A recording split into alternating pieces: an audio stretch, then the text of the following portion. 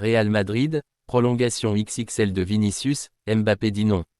Kylian Mbappé a divisé son salaire pour quitter le PSG et signer au Real Madrid. Il prendrait très mal de voir Florentino Pérez faire un énorme effort pour prolonger le contrat de Vinicius Junior. Avec le début de l'année 2025, le Real Madrid prépare en coulisses un très gros dossier, celui de la prolongation de contrat de Vinicius Junior. Élément prépondérant de l'attaque merengue la saison passée, le Brésilien est en fin de contrat en juin 2026. Autant dire que c'est déjà demain pour Florentino Pérez, qui adore le joueur recruté à Flamengo alors qu'il n'avait pas 18 ans, et qui a su faire oublier des stars comme Karim Benzema et Cristiano Ronaldo grâce à ses exploits individuels et ses progrès. Mais le numéro 7 de la Casablanca a parfois des idées d'ailleurs, et le forcing de l'Arabie Saoudite a de quoi le faire hésiter.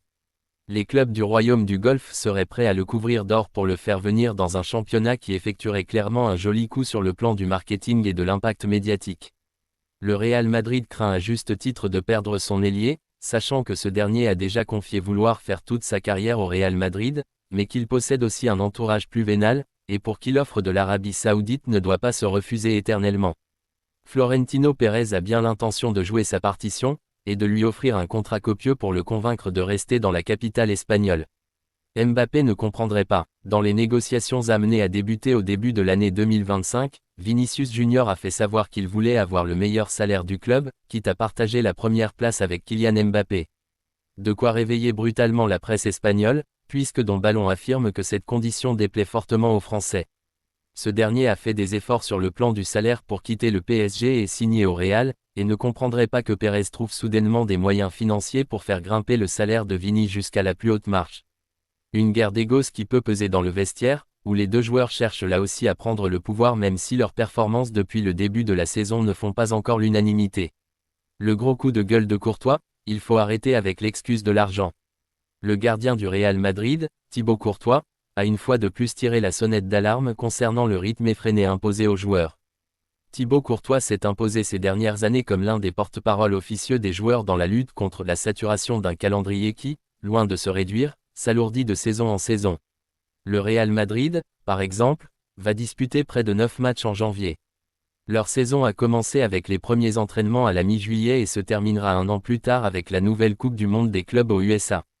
Courtois, qui n'en est pas à sa première sortie sur le sujet, a de nouveau insisté sur ce problème majeur du football d'aujourd'hui. Il faut arrêter avec l'excuse, on gagne beaucoup d'argent, a démarré le Belge dans une interview accordée à CNN. Tes prochaines vacances seront en 2027. On peut aussi gagner de l'argent en jouant 10 matchs. Ce n'est pas qu'il y ait trop de matchs, le problème c'est que nous manquons de temps de repos, affirme le gardien madrilène. Si on avait 2 mois de vacances en été, comme en NBA, on pourrait se reposer un mois et s'entraîner un mois. Nous serions mieux préparés à faire 9 mois complets ensuite. Quand vous ne vous reposez pas, c'est là que les blessures s'accumulent, poursuit-il.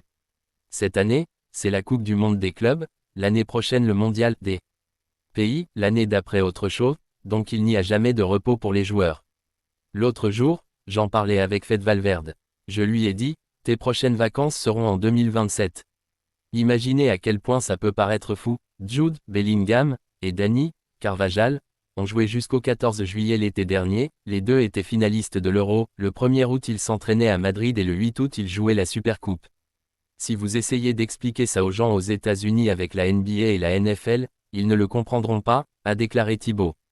Si vous jouez dans une équipe qui joue une fois par semaine, vous ne comprenez pas ce problème de calendrier parce que vous avez un match tous les samedis et vous vous en occupez et c'est comme ça, mais pour nous, les meilleurs joueurs, c'est différent, conclut le gardien belge, très remonté une fois de plus. Barça, Dani Olmo n'a plus qu'un seul club en tête. Dani Olmo, pas inscrit pour disputer la deuxième moitié de la saison avec le Barça, Dani Olmo n'a qu'un seul club en tête pour le moment. Malheureusement pour le FC Barcelone, Dani Olmo et Pau Victor ont officiellement été désinscrits par la Liga. Hier soir, la Liga a indiqué que le Barça n'a pas présenté d'alternative qui respecte les règles du fair play financier. Ainsi, à ce jour, le milieu de terrain des Blaugrana est libre de s'engager où il souhaite. Cependant, d'après les dernières informations du Mundo Deportivo, la date du 3 janvier sera un gros tournant dans ce dossier très pointilleux. Le quotidien ibérique rapporte que le club de la Catalogne attend le 3 janvier pour Dani Olmo et Pau Victor. Le club est toujours confiant dans sa capacité à les inscrire pour la seconde moitié de la saison. Ainsi, le Barça aura l'argent des loges VIP en sa totalité ce vendredi et cela pourrait être un des facteurs X majeurs, bien que l'ancien du RB Leipzig n'a qu'un club en tête. Seulement le Barça pour Dani Olmo. Bien que Dani Olmo soit désormais un joueur libre, le milieu de terrain du FC Barcelone n'a qu'une seule chose en tête, nous apprend en plus le Mundo Deportivo. En effet, l'international espagnol n'écoutera aucun autre club. Depuis le premier jour de son arrivée dans la Catalogne, son intention a toujours été d'aller au bout de son contrat jusqu'en 2030. Son rêve a toujours été de revenir à Barcelone et d'entrer dans l'histoire sous le maillot blaugrana. En revanche, le FC Barcelone pourrait perdre jusqu'à 263 millions d'euros en raison des problèmes d'enregistrement de Dani Olmo, affirme ce mercredi Sport. Une situation très complexe de toutes parts dont le dénouement est encore loin d'être connu. Lamine Yamal, la nouvelle qui fait vibrer le Barça.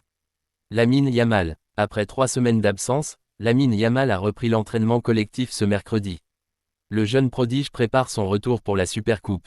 Lamine Yamal, la pépite du FC Barcelone, a repris l'entraînement collectif ce mercredi 1er janvier.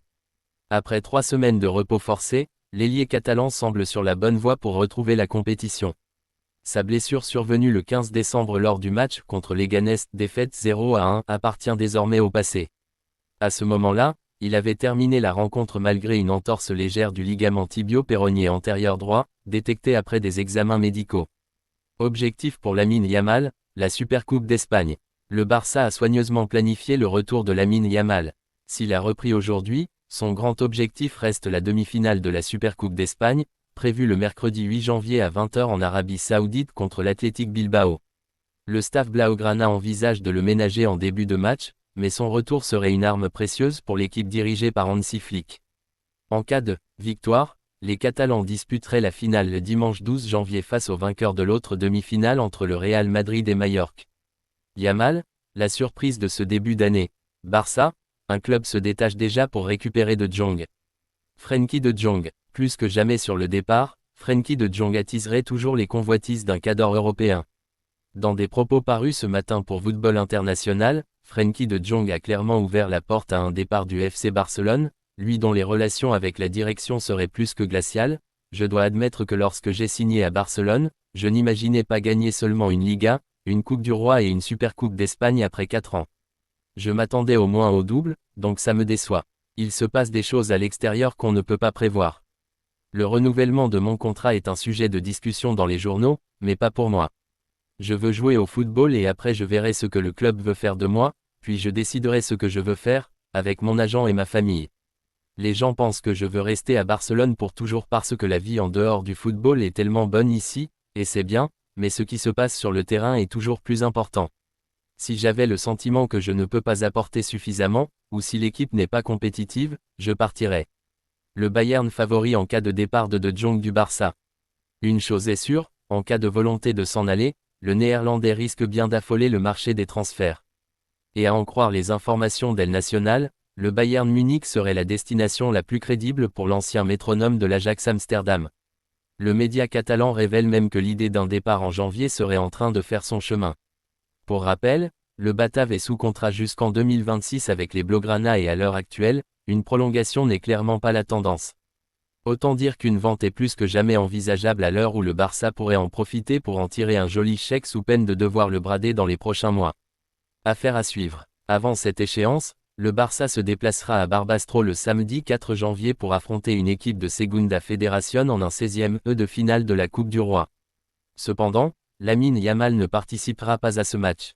Le staff technique souhaite éviter toute précipitation. Même après 3 séances d'entraînement prévues les 1er, 2 et 3 janvier, l'objectif est clair, préserver la santé du jeune joueur en vue de rencontres plus exigeantes. Pas de risque pour la Coupe du Roi. Malgré son jeune âge, 17 ans, Lamine Yamal est devenu une pièce maîtresse du Barça. Son absence lors des dernières semaines a rappelé combien il est précieux pour l'équipe.